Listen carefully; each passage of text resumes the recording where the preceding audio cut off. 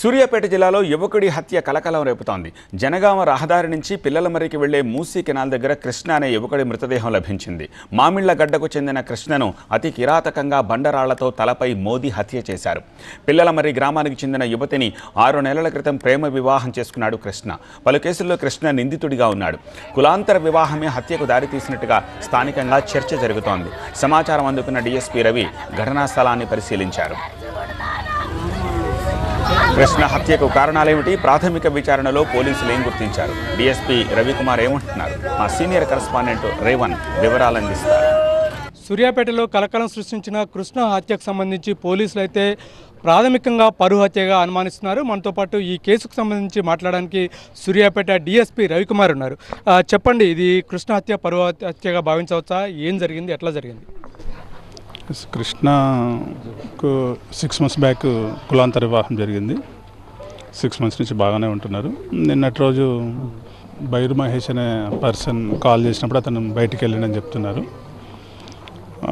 ఇప్పటికిప్పుడు కులాంతర పరువు హత్యన లేకపోతే చెప్పలేము.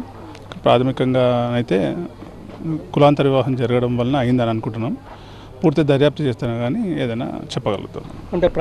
అంటే తొలుత ఇట్లా కుటుంబ సభ్యులు ఎవరైతే కృష్ణ కుటుంబ సభ్యులు ఎవరి మీద అనుమానం వ్యక్తం చేస్తున్నారు? ముఖ్యంగా భార్గవ్ అయితే తన అన్న కుటుంబ సభ్యుల మీద అనుమానం వ్యక్తం చేస్తున్నారు. మీకు ఎట్లా ఉంది? అంటే నవీన్, బైరు మహేష్ మీద పర్సన్స్ మీద అనుమానం వ్యక్తం చేస్తారు. అదే కోణంలో మనం దర్యాప్తు చేస్తున్నాం. అంటే మీ దృష్టిలో గతంలో ఎప్పుడైనా ఈ ఇద్దరికి కులాంతర ప్రేమ వివాహం చేసుకున్నటువంటి వీళ్ళిద్దరికి భార్గవ్ తల్లిదండ్రుల నుంచి ఏమైనా థ్రెడ్స్ కాల్స్ ఇంతకుముందు వచ్చాయి, ఎట్లా ఉంది, మీరు గమనించారా? లేదు, ఇంతకుముందు అలాంటి కంప్లైంట్స్ అయితే రాలేదు. అలాంటి ఇష్యూస్ కూడా మన దృష్టికి రాలేదు. ఆ విషయం కూడా ఎప్పుడు మనకు పోలీస్ స్టేషన్గా చెప్పలేదు వాళ్ళు. అంటే చెప్పండి, మీరు బాడీని కూడా చూసినటువంటి పరిస్థితి, బాడీ మీద ఏ రకంగా అంటే ఎట్లా చంపినట్టుగా మీకు ఏ రకమైనటువంటి ఆనవాళ్ళు కనిపిస్తున్నాయి? మీకు ఆనవాళ్ళు థ్రాట్లింగ్ జరిగింది, గొంతు బిసికి చంపారు అనుకుంటున్నాం. ముక్కు నుంచి రక్తం కారుతుంది. నాకు తెలిసి ఎలాంటి ఎక్స్టర్నల్ ఇంజరీస్ నాకు కనిపించలేదు. డాక్టర్ పిఎంఈ చేస్తే కానీ చెప్పగలరు. అంటే ఇప్పుడు ఈ వచ్చిన కంప్లైంట్ ఆధారంగా ఏ కేసులు నమోదు చేస్తున్నారు, ఎట్లా ఉండబోతుంది? మృతుడు ఎస్సీ కాబట్టి ఎస్సీ ఎస్టీ ప్లస్ మర్డర్ కేసులో కేసు రిజిస్టర్ చేస్తారు. అంటే నిందితులు ఆల్రెడీ పోలీసులకు లొంగిపోయినట్టుగా బయట ప్రచారం జరుగుతుంది. లొంగిపోయారా, మీకు దొరికారా, ఏంటి పరిస్థితి? నిందితుల కోసం 4 బృందాలు గాలింపు చర్యలున్నాయి. సాయంత్రం కల్లా కొలిక్కి వస్తుంది కేసు.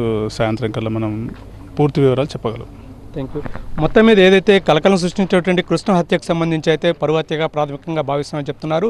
దీనికి సంబంధించి SC/ST యాక్ట్తో పాటు 307 కూడా బుక్ చేశామని చెప్తున్నారు. మరోవైపు నిందితులను 302 కేసు కింద బుక్ చేశామని చెప్తున్నారు. మరోవైపు ఈ నిందితుల కోసం కూడా 4 బృందాలను కూడా ఏర్పాటు చేసినట్టు డీఎస్పీ రవికుమార్ చెప్తున్నారు. ఈరోజు సాయంత్రం వరకు కూడా ఈ కేసును పూర్తిగా తేల్చేస్తామని చెప్పి ఆయన చెప్తున్నారు. Camera person కుశల్తో Revan, TV9 Suryapet.